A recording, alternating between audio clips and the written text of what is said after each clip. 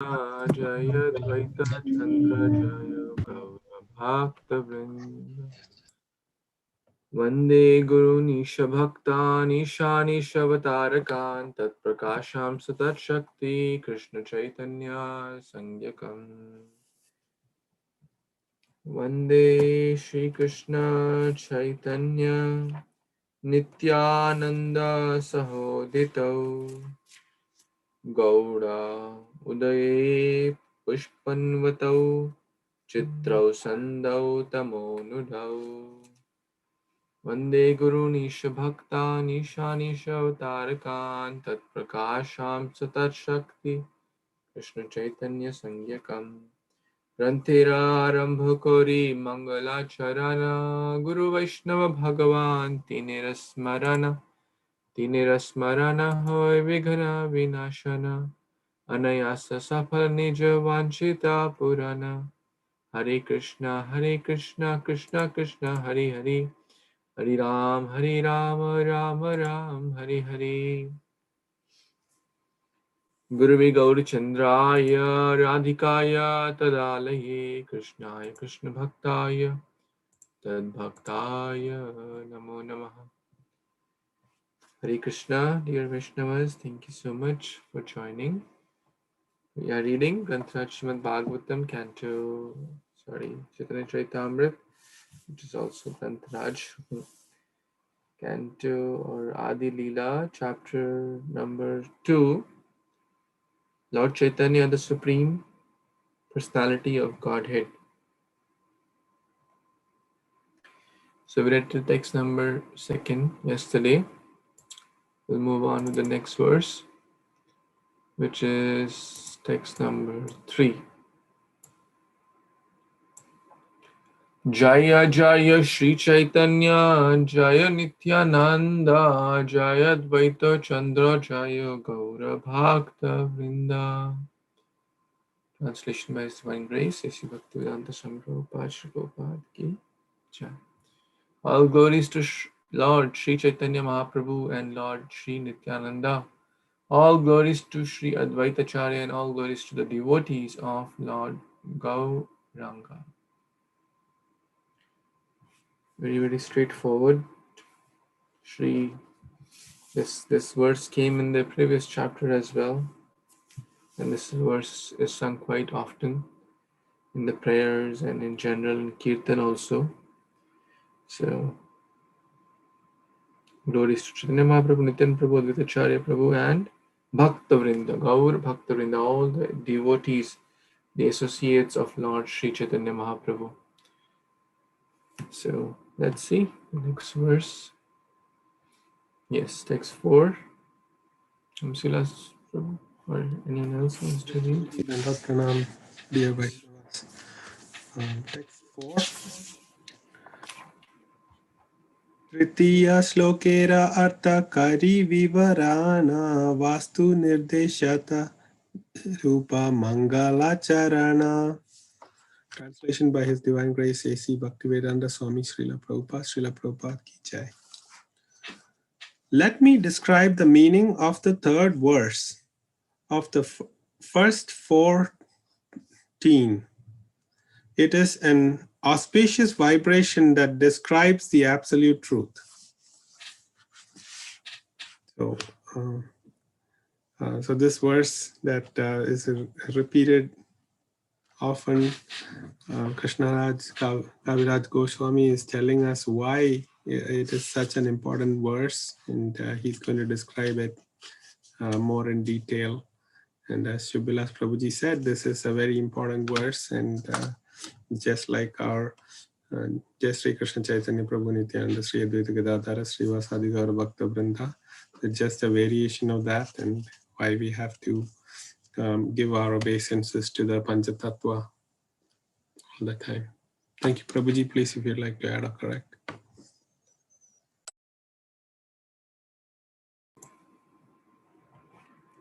Thank you, Prabhu. Very nice. Anyone remembers the elements of Managalacharan? Difficult question. Anyone remembers? What are the different elements of Managalacharan?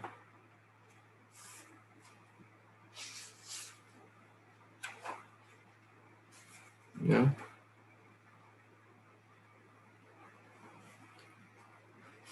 So these are fast verse, Prabhuji. Like Bande Guru Nisha, Bhakta Nisha, that's the 6. That's the starting of Managalacharan. It's actually mentioned in text number 22 in the previous chapter. The Managalacharan involves 3 processes. And what are the 3 processes? Say Managalacharan hoy trividha prakara vastu nirdesha ashirvada namaskara. So Vastu Nirdesha, Ashirvada and Namaskara. So what does Vastu Nirdesh mean? The objective, Vastu Nirdesh. So that's what is coming here, Vastu Nirdesha. And Namaskara, offering obeisance, and Ashirvad, seeking blessings. So here we will be talking more about the Vastu Nirdeshan, who is the real Nityam Vasta Vastu, Shri Bhagavan Hari Bhagavan Krishna. Okay. The first 2 verses are basically offering obeisance, pranam, vande, vandanam, offering pranam or namaskar. The 3rd verse is basically Vastu Nirdesh. That's also part of Managalacharan, and that's what we're going to discuss in elaborate details now. Okay. Next verse, text 5. Anyone wants to read? Yes, Prabhu, want to read? Yeah, Prabhuji. I can start as a use part. Harshun devotees, Dhanur Pranam, all grace to Srila Prabhupada, text 5. Jadadvaitam brahmopanishadi tadapasya tanuva jo atmanto jamini purusho itisho sangsho bhibhavo saraswajjai purna jaya bhagavano isho swayamaham na chaitanyat krishna jagrati paratattam paromiho. Translation purport by His Divine Grace A.C. Bhaktivedanta Swami Prabhupada Srila Prabhupada Ki Jai.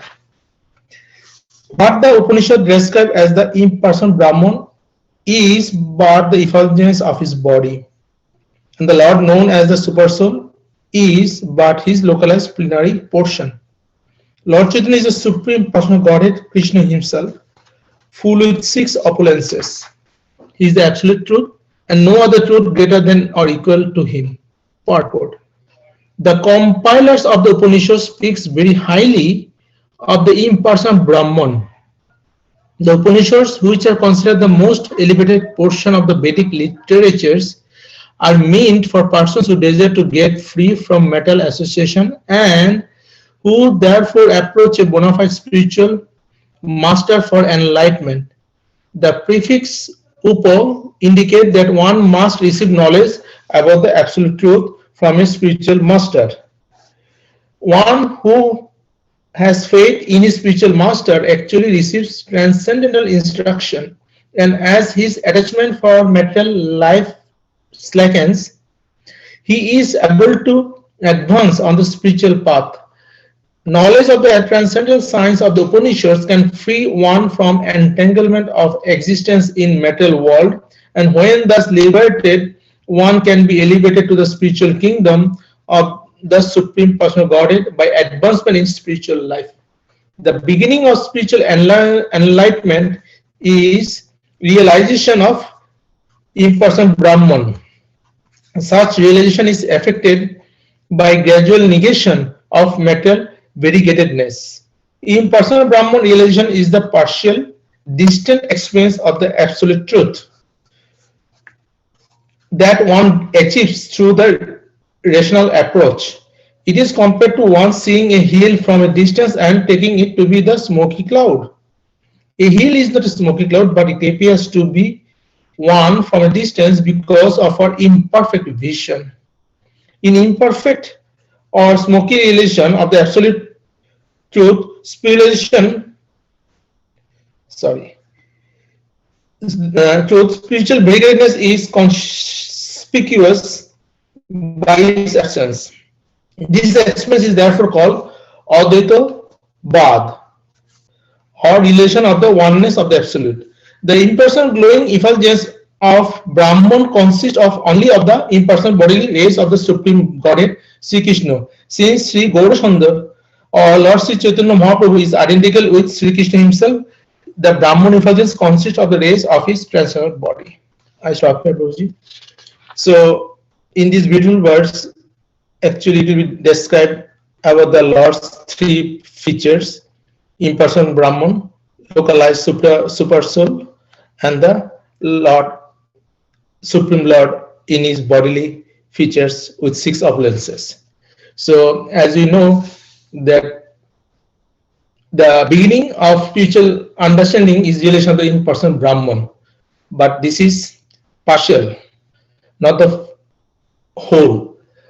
This is partial of the absolute truth, like sun rays of the sun, but very far away. Like Prabhupada also gave the example, like looking at the mountains from the far, that looks like a smoky cloud, but it is due to our imperfect vision. So, and people who are fond of Krishna Brahman, Mayavadis usually, so they try to merge with the impersonal Brahman as a liberation. So it is called advaita Bad. So being one in existence. Back to Prabhuji. Hare Krishna. Thank you. Prabhu? Yes, Sampada Mataji, you want to read? Yeah, Prabhuji, Hare Krishna. Similarly, the super soul, which is called the Paramatma, is a plenary representation of Chaitanya Mahaprabhu. The Antaryami, the super soul in everyone's heart, is the controller of all living entities. This is confirmed in the Bhagavad Gita 15.15, wherein Lord Krishna says, Sarvasya chaham bhoktaram yagyatapasam sarvalokam maheswaram, indicating that the Supreme Lord, acting in his expansion as a super soul, is the proprietor of everything. Similarly, the Brahma Samhita 5.35 states, Andantarastha paramanu chayantarastham. The Lord is present everywhere, within the heart of every living entity, and within each and every atom as well. Thus, by this super soul feature, the Lord is all pervading. Furthermore, Lord Chaitanya is also the master of all wealth, strength, fame, beauty, knowledge, and renunciation because he is Sri Krishna himself. He is described as Purna or complete.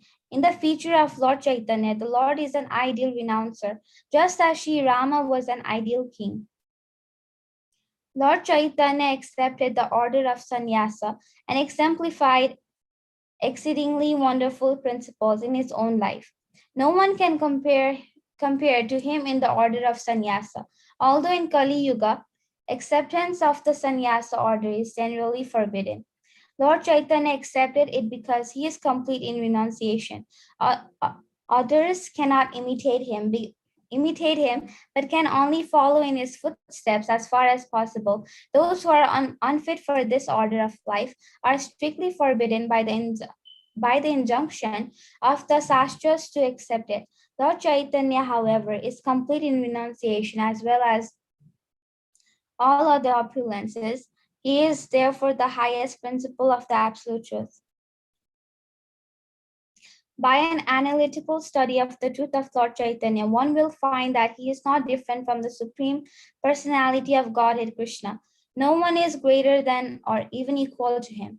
In the Bhagavad Gita 7.7, Lord Krishna says to Arjuna, Mata parataram nanyat kinchit asti dhananjaya. O conqueror of wealth, Arjuna, there is no truth superior to me. Thus, it is here confirmed that there is no truth higher than Lord Sri Krishna Chaitanya. The impersonal Brahman is the goal of those who cultivate the study of books of transcendental knowledge, and the super soul is the goal of those who perform the yoga practices. One who knows the Supreme Personality of Godhead surpasses realization of both Brahman and Paramatma because Bhagavan is the ultimate platform of absolute knowledge. The personality of Godhead is the complete form of Satchidananda, full life knowledge and bliss. By realization of Sat, portion of the complete whole, unlimited existence, one realizes the impersonal Brahman aspect of the Lord. By realization of Chit, portion of the complete whole, unlimited knowledge, one can realize the localized aspect of the Lord, the Paramatma. But neither of these partial realizations of the complete whole can help one realize ananda or complete bliss. Without such realization of ananda, knowledge of the absolute truth is incomplete. This verse of the Caitanya-Caritāmṛta by Krishna Dasa Kaviraj Goswami is confirmed by a parallel statement in the Tattva Sandharva by Srila Jiva Goswami. In the 8th part of the Tattva Sandharva, it is said that the absolute truth is sometimes approached as impersonal Brahman, which although spiritual, is only a partial representations of the absolute truth. Narayana, the predominating deity in Vaikuntha, is to be known as an expansion of Sri Krishna. But Sri Krishna is the supreme absolute truth, the object of the transcendental love of all the living entities. Hare Krishna Prabhuji, back to you. Thank you, Mataji. What did you understand from this? I understood that no one can be like Krishna nor like equal to him, because we don't have the ability to do so. Maybe we can have like a good qualities, but then we can never be the supreme personality of Godhead, like Sri Chaitanya Mahaprabhu nor Sri Krishna.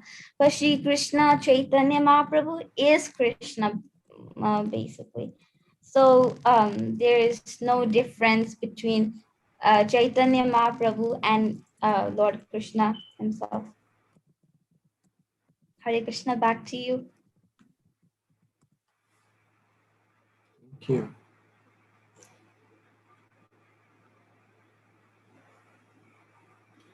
We had this chart we made. Anyone remembers? We made this chart. I'm not able to find where I kept it. But the essence of this verse is Vastu Nirdesh. And who is that Supreme Lord? Some people say impersonalist, that it's an energy of the Lord, the effulgent. Some people say, oh, Paramatma is supreme, the localized Paramatma, the Antaryami. But ultimately, those are incomplete understandings or partial understandings. So here example is given of a hill. Often devotees also give the example of a train. Like if a train is coming from a distance, imagine, like, in a village, there's a nice story. In a village, they were told, okay, the first time the train was coming to their village, and some villagers went to kind of understand how the train is and what the train looks like and whatnot. So a few people saw the smoke coming out from a very distance, and they saw some sound. And then they said the train is like a box which gives smoke and sound. And they came back and then told, oh, we know what train is. It gives smoke and it gives sound. Well, is it correct? How many of you say it's correct? It's correct, right? Most of you say it's correct. But is it complete? No, it's not complete understanding. Some people were kind of a little more patient and said, well, let it come closer. So, and then when they saw the train coming closer, so, oh, there is it's a very long train, and there is smoke, there is sound, and it runs on tracks, and they had a little more understanding. But then they also went further. Then now we know.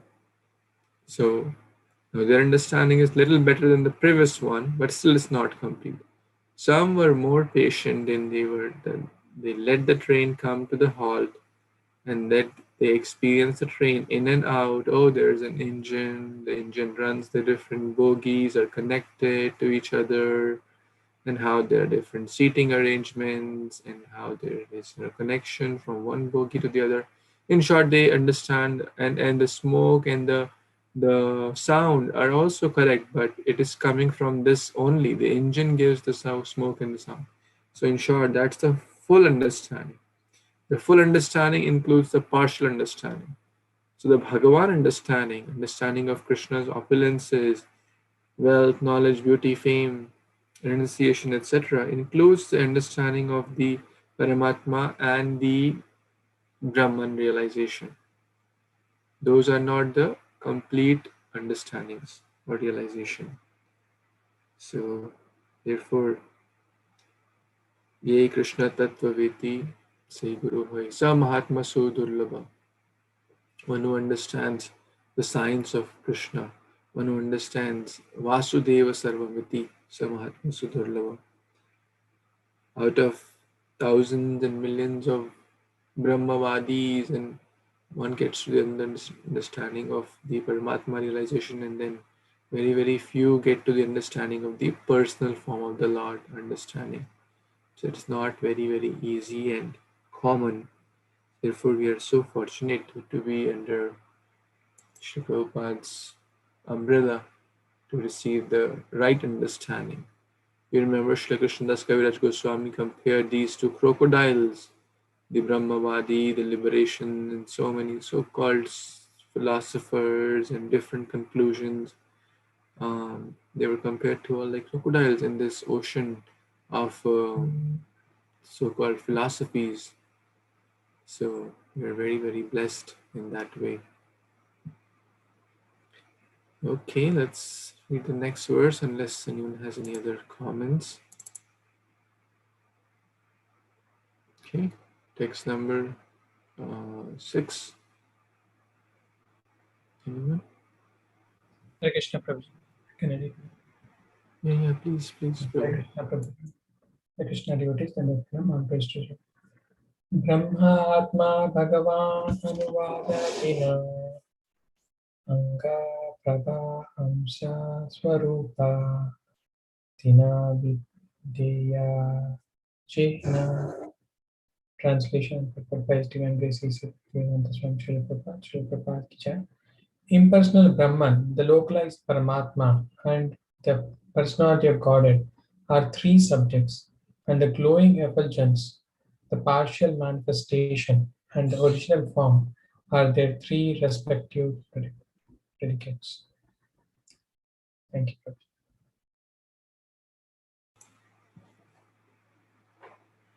Hare Krishna. Thank you, Prabhu.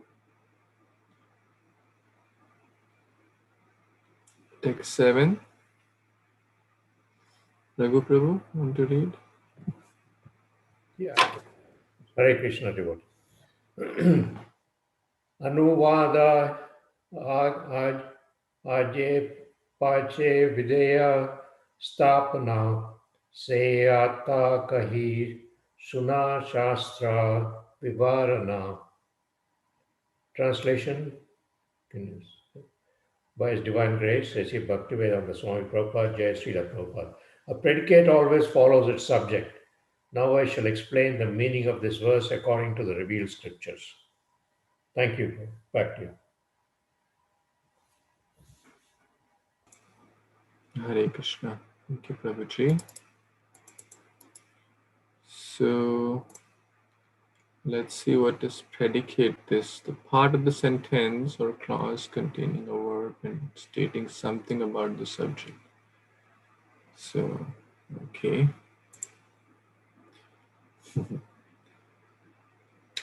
Subject is what?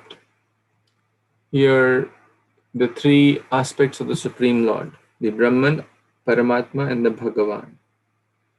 And the predicate is what aspect of that describes the subject. So the glowing effulgence is describing what? The impersonal Brahman. These are the predicate, this subject here and the corresponding predicate. The localized Paramatma is the subject here, and the partial manifestation is the predicate. And similarly, the Bhagavan aspect, Supreme Personality of Godhead, and the original form, Krishnastu Bhagavan Swayam, is the predicate here. In Sanskrit or Bengali is called Anuvad and Videha, the subject and the predicate here. The pairs, the three pairs. Swarupa, Anga Prabha, and Amsha, Anga Prabha, Amsha, and Swarupa. Any other comments, any additions here?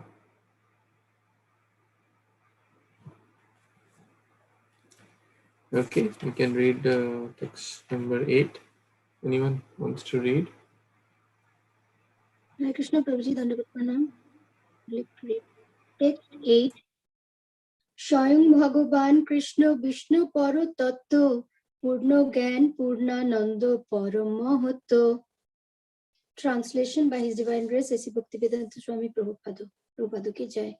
Krishna, the original form of the personality of Godhead, is the Samam Bonam of the all-pervading Vishnu.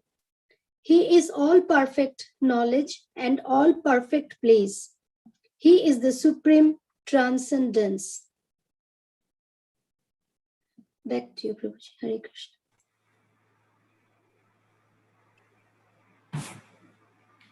Hare Krishna. Thank you, Mataji. So, Swayam Bhagavan, we discussed that. Who is that? Krishna, Lord Vishnu. Paratattva, the topmost truth. Purna Jnana, the complete ocean of knowledge. Purna Ananda, Nityananda, ocean of bliss. And Parama, Mahattava, the supreme transcendence. So, in short, Krishna is Param, or complete in every aspect. So that's the Vastu Nirdesh. This discussion is going on and it will continue to go in many, many beautiful verses. But we will pause here for today. Any other comments, additions before we move to the Bhagavatam?